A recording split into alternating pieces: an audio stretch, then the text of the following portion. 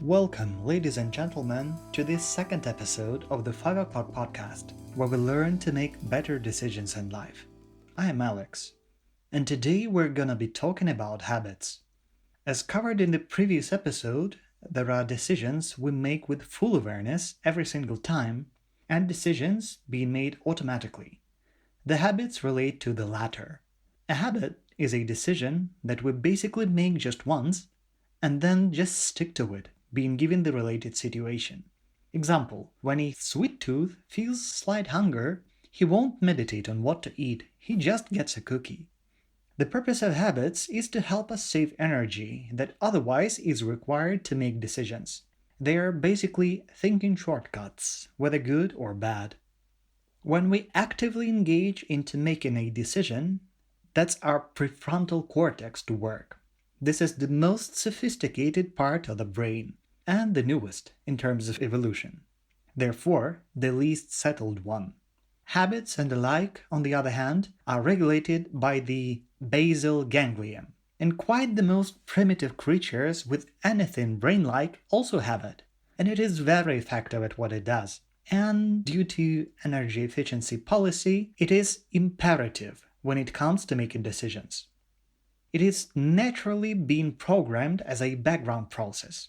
And the good news is that we can manually reprogram it to serve us in our successful lifestyle. A habit consists of 3 parts and 1 process. The first part is the cue, or the trigger. It is the circumstances that cause the habitual action to occur. Those are location, time, emotion, last action, and/or external events. 2 or more of these cues are enough to start forming a habit. The action itself, the second part, is called routine.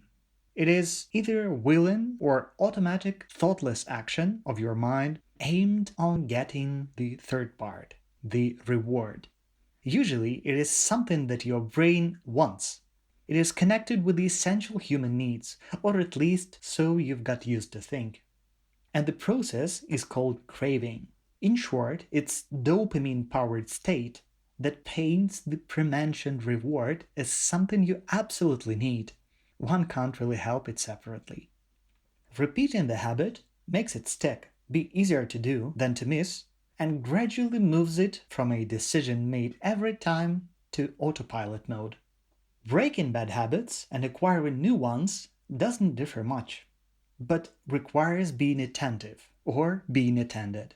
First, unravel and find proof what cue starts the loop. What is that point after which you start craving? Second, understand what your brain translates as a reward for the routine. Relate to what you know about human needs. And last, work out such a routine that would befall into the connection between the given cue and reward. Those two you can adjust a bit, but only so much.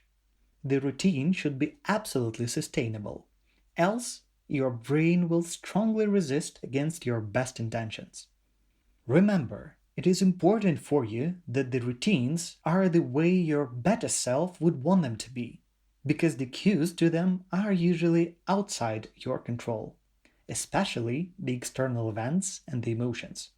Those, in fact, cannot be controlled at all, only reacted to. And that's exactly what we will touch in episode number 3. Thank you so much for bearing with me to the end.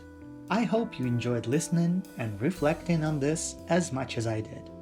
Next episode, number 3, will be about emotions. See you there. Stay awake and aware.